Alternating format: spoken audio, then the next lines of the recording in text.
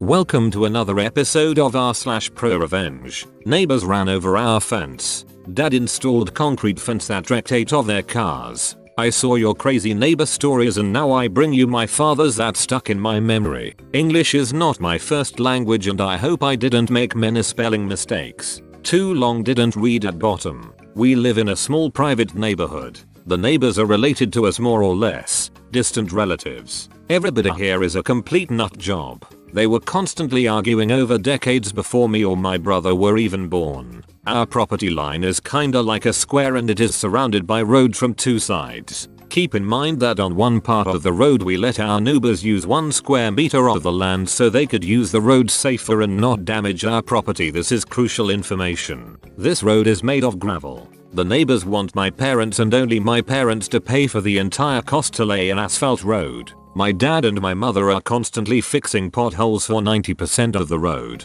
So naturally, our neighbors thought that they were to pay for the asphalt road. Classic r/choosing buggers. Fast forward 20 years. The road remains gravel-ish. Nobody wanted to pay for the asphalt road. One day my neighbors order a massive truck filled with tons of wood. The truck driver runs over our fence. Nobody wanted to pay for the damage. Our fence is made out of multiple bushes, trees and a little bit of metal fence too.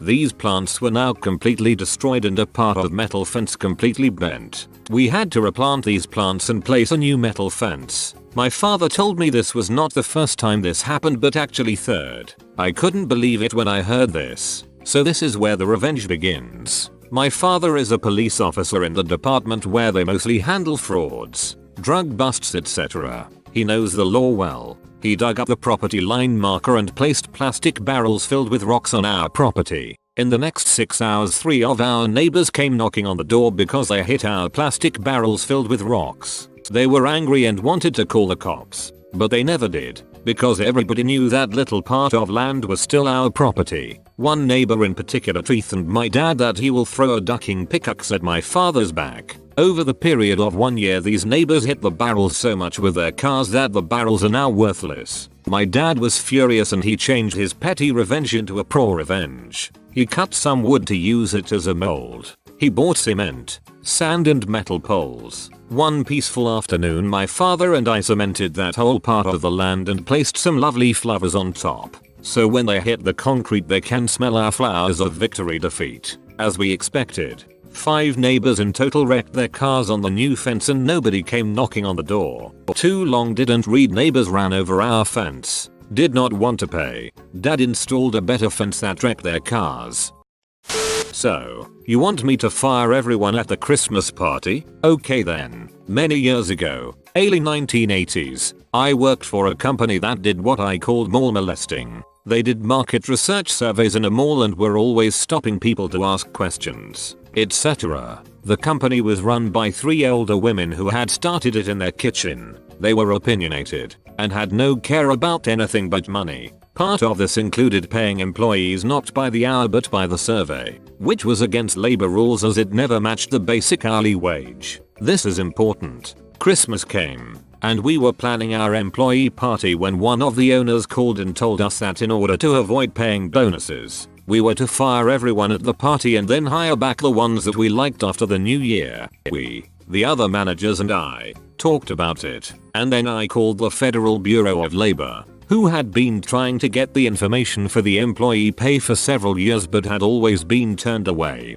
I had them come to the back door and let them into the file room and showed them the boxes. I then said I had things to do in the front and would be back later and went to the front desk to finish the paperwork I needed. Said paperwork, a blow up of Santa going down the chimney with Merry Ducking Christmas typed across it, all of the management resignations and the FedEx envelope that would hold our keys and said paperwork. Labor guy finished what he needed to do. We locked up, sent the package which was timed to arrive at their Christmas party, and walked away. The company ended up spending about $250k in reimbursements and fines for the labor problem. Edited for clarification.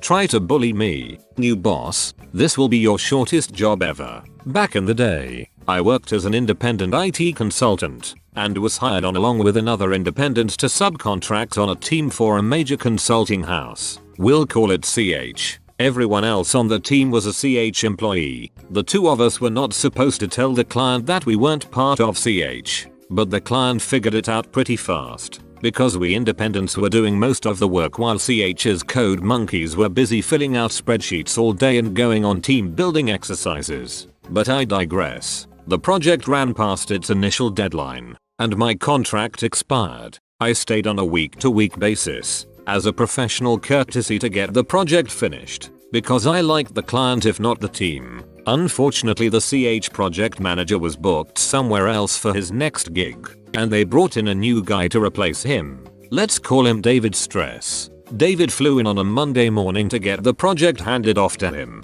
and immediately started pissing on everything to mark his territory. He was derogatory and belittling to the team, and liked to raise his voice. I was working in my office, well, actually a closet with folding tables that I shared with 3 other team members, and didn't hear what he was saying out in the main room, but I could sure hear his tone. Then he burst into the office and demanded, "How are we doing? Specific payroll related conversion task." I said, "We're using Program X." He waved his hand dismissively and scoffed, "That's stupid. Program X won't work for this. You need to do something else." The other indie was in the room at the time, and she saw me coming up out of my chair. She told me later she thought I was going to deck him. I knew he was full of shit because I wrote Program X. It was custom code for this project, and he had no way of knowing what it would or wouldn't do. He was just trying to bully me and be the alpha dog. I did not deck him.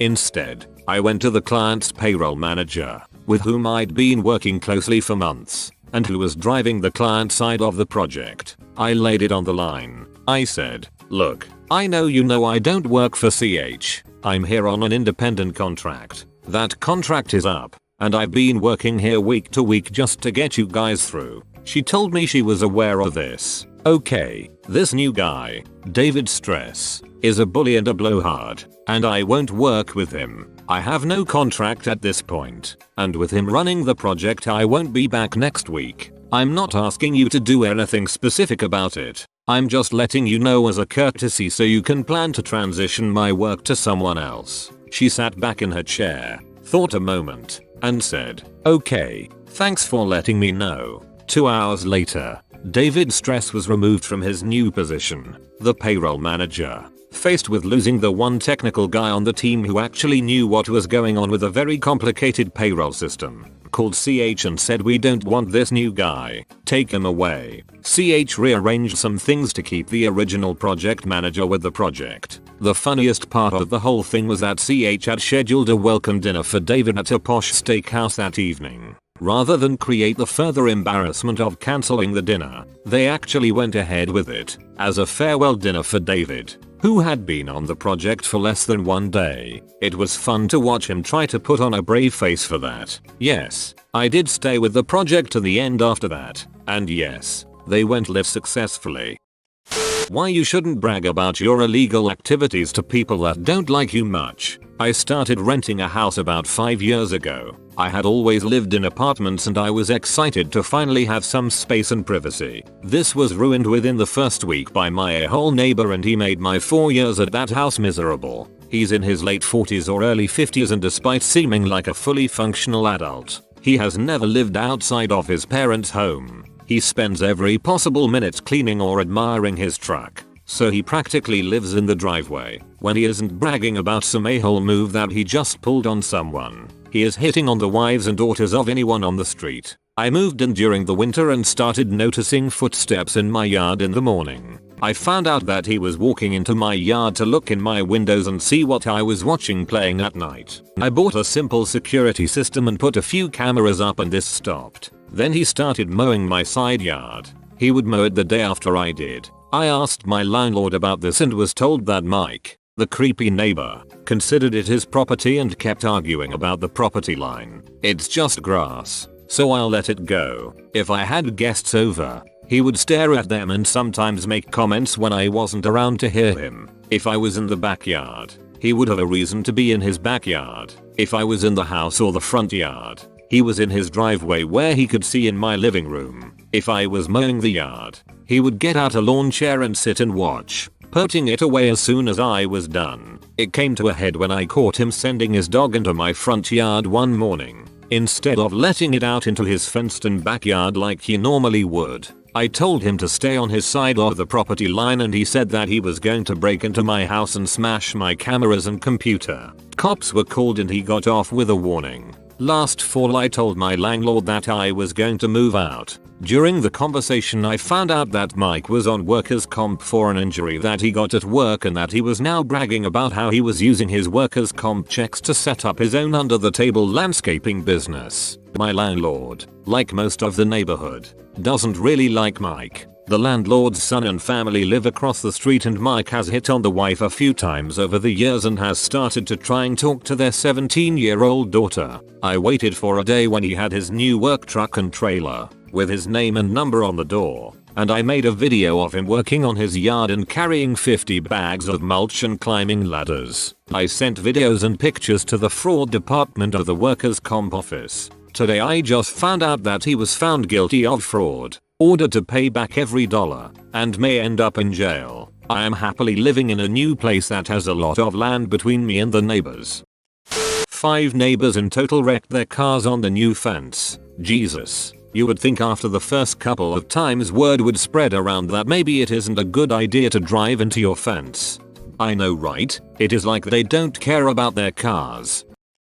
It's as if your neighbors are idiots or something. It might be genetic. Duck, I am related to them.